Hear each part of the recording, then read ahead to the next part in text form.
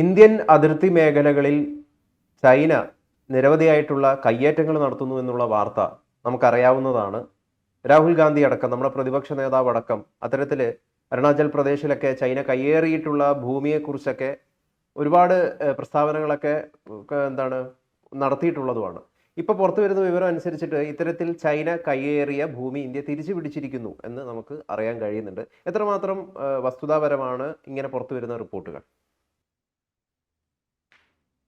ഈ രണ്ട് ദിവസങ്ങൾക്ക് മുമ്പാണ് CNN ന്യൂസ് 18 ഈ ഒരു വാർത്ത, അതായത് ചൈന കൈയടക്കി വെച്ചിരുന്ന ഇന്ത്യയുടെ 1000 ചതുരശ്ര കിലോമീറ്റർ പ്രദേശം ഇന്ത്യക്ക് തിരികെ നൽകി, അല്ലെങ്കിൽ അവിടെ പെട്രോളിങ്ങിനും മറ്റു പല കാര്യങ്ങൾക്കുമുള്ള അവകാശങ്ങൾ ഇന്ത്യക്ക് തിരികെ കിട്ടി എന്നൊരു വാർത്ത CNN ന്യൂസ് 18 ദേശീയ മാധ്യമം അവർ പ്രസിദ്ധീകരിക്കുന്നത്. അത് ഒരു ഇന്റർവ്യൂ ആയിരുന്നു. ലഫ്റ്റനന്റ് ജനറൽ ഹിതേഷ് ഭല്ല, അദ്ദേഹമാണ് CNN-ഓട് ഈ വെളിപ്പെടുത്തൽ നടത്തിയത്. അപ്പോൾ ഇത് ഒരു ലഫ്റ്റനന്റ് ജനറൽ പോലുള്ള ഒരു ഉന്നത സ്ഥാനത്തിരിക്കുന്ന ഒരു വ്യക്തി നടത്തുന്നത് വെറുതെ ഒരു പരാമർശമൊന്നും നടത്തത്തില്ല. അങ്ങനെയാണ് ഈ ഒരു വാർത്ത പുറം ലോകത്ത് അറിയുന്നത്. ഇത് ദേശീയ മാധ്യമങ്ങളിൽ ചിലയിടത്തൊക്കെ വന്നിട്ടുണ്ട്, പക്ഷെ എന്തുകൊണ്ടോ കേരളത്തിൽ അതൊരു ചർച്ചയായിട്ടില്ല. അതെന്താ കാര്യമെന്ന് എനിക്ക് അറിഞ്ഞുകൂടാ. അപ്പോൾ ഈ പ്രദേശം, അതായത് ഈ 1000 ചതുരശ്ര കിലോമീറ്റർ എന്ന് പറയുന്നത് മുഖ്യമായിട്ടും ഡെപ്സാങ് സമതലത്തിലും ഡെംചോക് വാലി ഡെംചോക് താഴ്വാരത്തിലുമായിട്ടാണ് ഈ 1000 കിലോമീറ്ററോളം വരുന്ന സ്ക്വയർ കിലോമീറ്ററോളം വരുന്ന പ്രദേശം എന്നാണ് വാർത്തകളിൽ നിന്നും മനസ്സിലാകുന്നത്. ഈ പ്രദേശങ്ങളിൽ ഇന്ത്യൻ സൈന്യത്തിന് പട്രോളിംഗ് നടത്താനുള്ള അനുവാദം ഇപ്പോൾ കൈവന്നിരിക്കുകയാണ്. പക്ഷെ ചൈനയോട് മുൻകൂട്ടി പറയണം. അത് കമാൻഡർമാരുടെ ലെവലിലുള്ള ചർച്ചയിലാണ് അങ്ങനെ ഒരു തീരുമാനം ഉണ്ടായിരിക്കുന്നത്. അതായത് ഇന്ത്യൻ പട്രോളിംഗ് ടീം നമ്മുടെ ഈ പറയുന്ന പട്രോളിംഗ് പോയിന്റുകൾ എന്ന് പറയുന്ന സ്ഥലമുണ്ട്, അതിലേക്ക് ഞാൻ വരാം. അപ്പോൾ അവിടേക്ക് ചെല്ലുമ്പോൾ ചൈനയെ മുൻകൂട്ടി അറിയിച്ചിരിക്കണം. അതുപോലെ ചൈനയുടെ ടീം അവരുടെ അതിർത്തിയിൽ പട്രോളിംഗ് പോയിന്റിൽ എത്തുമ്പോൾ ഇന്ത്യയും അറിയിച്ചിരിക്കണം. ഇരു രാജ്യങ്ങളും അത് സംഘർഷം ഇല്ലാതാക്കാനുള്ള ഒരു നടപടിയായിട്ടാണ്. കാരണം പലപ്പോഴും ഈ പണ്ട് EMS പറഞ്ഞൊരു വാചകം ഞാൻ ആവർത്തിക്കുകയാണ്. ഇന്ത്യയുടേതെന്നും ചൈനയുടേതെന്നും പറയുന്ന പ്രദേശം എന്നാണ് പണ്ട് EMS ഒരു പ്രസ്താവന നടത്തി. അത് വലിയ വിവാദമായി. പക്ഷേ യഥാർത്ഥത്തിൽ അദ്ദേഹം പറഞ്ഞതിൽ കുറച്ചൊരു വസ്തുത ഇല്ലാതില്ല. കാരണം ഈ ഇന്ത്യക്കും ചൈനയ്ക്കും ഇടയിൽ രണ്ടു രാജ്യങ്ങളും അംഗീകരിച്ച ഒരു ബോർഡർ ഇല്ല, ഇന്റർനാഷണൽ ബോർഡർ ഇല്ല. അതുകൊണ്ടാണ് നമ്മൾ പറയുന്നത് ലൈൻ ഓഫ് ആക്ച്വൽ കൺട്രോൾ എന്ന് പറഞ്ഞ LAC. ഈ ലൈൻ ഓഫ് ആക്ച്വൽ കൺട്രോൾ എന്ന് പറയുമ്പോൾ നമ്മുടെ അതിർത്തിയായിട്ട് കരുതുന്ന പ്രദേശം ചൈന ചിലപ്പം അത് അതിർത്തിയായിട്ട് അംഗീകരിക്കുന്നില്ലായിരിക്കാം. അതുപോലെ ചൈനയുടെ അതിർത്തി എന്ന് കരുതുന്ന പ്രദേശം നമ്മളും അംഗീകരിക്കുന്നില്ല. അങ്ങനെ വരുമ്പോൾ ഈ രണ്ട് പ്രദേശത്തും ഇപ്പൊ ഇന്ത്യൻ സൈന്യം ഇവിടെയും ചൈനീസ് സൈന്യം അവിടെയും വന്നു നിൽക്കുമ്പോൾ, കാരണം രണ്ടുപേരും പരസ്പരം അംഗീകരിക്കാത്ത സ്ഥലമാണ്, സംഘർഷം ഉണ്ടാവും. ആ സംഘർഷം ഒഴിവാക്കാൻ ഈ രണ്ട് പട്രോളിംഗ് ടീമുകളും ഇനി മുഖത്തോട് മുഖം കാണില്ല.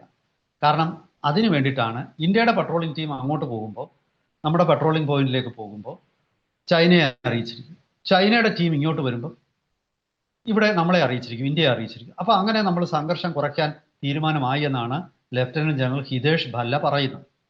ഈ പ്രദേശത്ത് പട്രോളിംഗ് റൈറ്റ് മാത്രമല്ല, പിന്നെ പല സ്ഥലത്തും ഇന്ത്യയുടെ ഗ്രേസേഴ്സ്, അതായത് ആട്ടിടയന്മാർക്ക് ആടിനെയും മറ്റ് മൃഗങ്ങളെയും യാക്കുകളെയും ഒക്കെ മേയിക്കാനുള്ള അവകാശം ഈ അടുത്ത കാലത്തായിട്ട് ചൈന നിഷേധിക്കുന്നുണ്ടായിരുന്നു.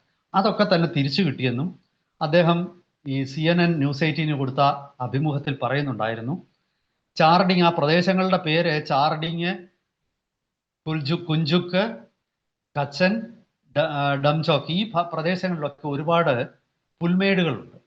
ഈ പുൽമേടുകളിൽ നമ്മുടെ ആട്ടിടയന്മാരും അതുപോലെ യാക്ക് ഉടമസ്ഥരും ഒക്കെ തന്നെ അവരുടെ കന്നുകാലികളെയും മറ്റു തരത്തിലുള്ള കന്നുകാലികളെയും ഒക്കെ തന്നെ അവിടെ മേയ്ക്കാൻ വിടും. അത് അവർക്ക് വീണ്ടും തുടരാം. ആ അവകാശം അവർക്ക് തിരിച്ചു കിട്ടി.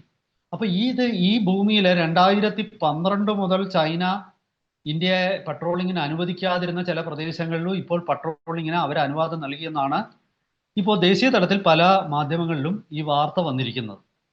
ഇത് വലിയൊരു വ്യത്യാസമാണ് ഇന്ത്യ ചൈന ബന്ധങ്ങൾ അത് സംഭവിച്ചിരിക്കുന്നത്. അതിലെ വസ്തുതാപരമായിട്ടുള്ള യാഥാർത്ഥ്യങ്ങളോ അല്ലെങ്കിൽ അതിൽ എതിർക്കപ്പെടേണ്ട കാര്യമുണ്ടോ എന്നൊന്നും എനിക്ക് അറിഞ്ഞുകൂടാ.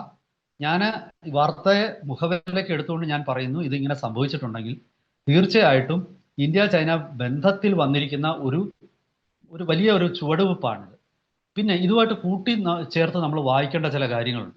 അതായത് ഈ ജൂൺ തൊട്ട് ഇന്ത്യയിൽ നിന്നും ചൈനയിലേക്കുള്ള കയറ്റുമതി നമ്മൾ ഈ കഴിഞ്ഞ ദിവസം നമ്മൾ തന്നെ ചർച്ച ചെയ്തതാണ്. ഏതാണ്ട് ഈ ഒരു 6-7 മാസം നമ്മൾ നോക്കുകയാണെങ്കിൽ 33% ഇന്ത്യയിൽ നിന്ന് ചൈനയിലേക്കുള്ള കയറ്റുമതി വർദ്ധിച്ചിട്ടുണ്ട്.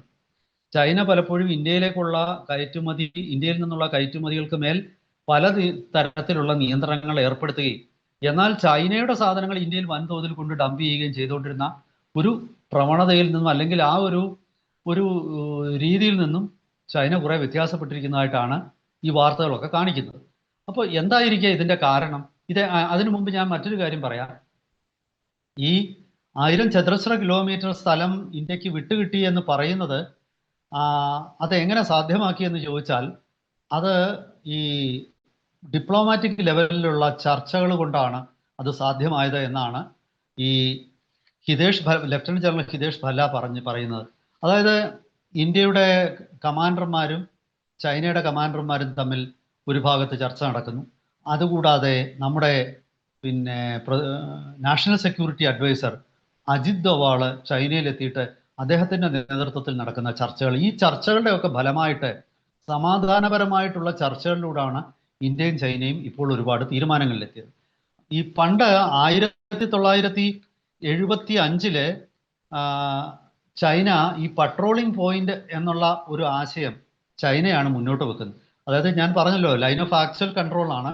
ആ ആക്ച്വൽ കൺട്രോൾ എന്ന് പറയുമ്പോഴും നമുക്ക് ഇന്ത്യ EMS-നെ വീണ്ടും EMS-ന്റെ വാക്കുകൾ പറയുകയാണെങ്കിൽ ഇന്ത്യ ഇന്ത്യയുടേതെന്നും ചൈന ചൈനയുടേതെന്നും പറയുന്ന സ്ഥലമെന്ന് പുള്ളി പറഞ്ഞതുപോലെ ആ ആശയക്കുഴപ്പത്തിനിടയിലെ ചൈന ഒരു നിർദ്ദേശം വെക്കുന്നു. ചൈനയല്ല, ആ കാലത്ത് പിന്നീട് നമ്മൾ രണ്ട് രാജ്യങ്ങളും തമ്മിലുള്ള ഒരു ഒത്തുതീർപ്പാണ് ഈ ലൈൻ ഓഫ് ആക്ച്വൽ കൺട്രോൾ. നമ്മളെ യഥാർത്ഥ നിയന്ത്രണം രേഖ നമ്മുടെ കൈവശമുള്ള ആ രേഖ എന്ന് പറഞ്ഞൊരു രേഖയുണ്ട്. അതൊന്നും വരച്ചിട്ടൊന്നുമില്ല, മാർക്ക് ചെയ്തിട്ടില്ല. പക്ഷേ എങ്കിലും ഇരു കൂട്ടരും നമ്മുടെ ശക്തിയിലും നമ്മുടെ പോസ്റ്റുകളൊക്കെ ഉള്ള സ്ഥലം. അത് കഴിഞ്ഞിട്ടുള്ള പെട്രോളിംഗ് പോയിന്റ് എന്നുള്ള ഒരു ആശയം 75-ൽ ചൈന മുന്നോട്ട് വെക്കുന്നതെന്നാണ് ഞാൻ വായിച്ചിട്ടുള്ളത്. അത് 95-ലാണ് ഈ പെട്രോളിംഗ് പോയിന്റ് എന്നുള്ള ഒരാശയത്തെ ഇന്ത്യ അംഗീകരിക്കുന്നത്. അങ്ങനെ സൈനികർ ഇടയ്ക്കിടയ്ക്ക്, അതായത് ഒരു ദിവസം മുഴുവൻ നീണ്ടു നിൽക്കുന്ന ഒരു സൈനിക സാന്നിധ്യം പോസ്റ്റുകളില്ല. അവിടെ പകരം ഒരു സംഘം പോയിട്ട് അവിടെ നിന്ന് പെട്രോളിംഗ് നടത്തും. നമുക്കറിയാമല്ലോ, പോലീസൊക്കെ കാറ് ജീപ്പിൽ വന്നിട്ട് അങ്ങനെ ആ പ്രദേശത്ത് വന്നിട്ട് ചിലപ്പോൾ ജീപ്പിലായിരിക്കും, നടന്നായിരിക്കും, മറ്റു വാഹനങ്ങളിലായിരിക്കാം, ആർമേഡ് വെഹിക്കിൾസിലായിരിക്കാം. എന്തായാലും ശരി, അങ്ങനെയുള്ള പെട്രോളിംഗ് പോയിന്റ് 95 മുതൽ നിലവിൽ വന്നു. ഇതൊക്കെ തന്നെ കാലാകാലങ്ങളിലായിട്ട് ഇന്ത്യ ചൈന തർക്കത്തിന് പതുക്കെ പരിഹാരം കാണുകയാണ്. ഇപ്പോൾ ഏറ്റവും ഒടുവിൽ ചൈന ഈ ഒരു നിലപാടിലേക്ക് എത്തിയതിന്റെ കാരണം പറയുന്നത്, ഈ ഏഷ്യയിലെ പവർ ഇൻഡെക്സ് ഉണ്ട്. അതായത് ശക്തി, ഏഷ്യയിൽ ഏറ്റവും കൂടുതൽ ശക്തി ആർക്കാണ്? ആ പവർ ഇൻഡെക്സിൽ പോലും ഒരു ഏഷ്യൻ രാജ്യത്തിനല്ല ഏറ്റവും ഏഷ്യയിൽ സ്വാധീനം, അമേരിക്കയ്ക്കാണ്. 2ാം സ്ഥാനത്ത് ചൈനയും 3ാം സ്ഥാനത്ത് ഇന്ത്യയുമാണ്.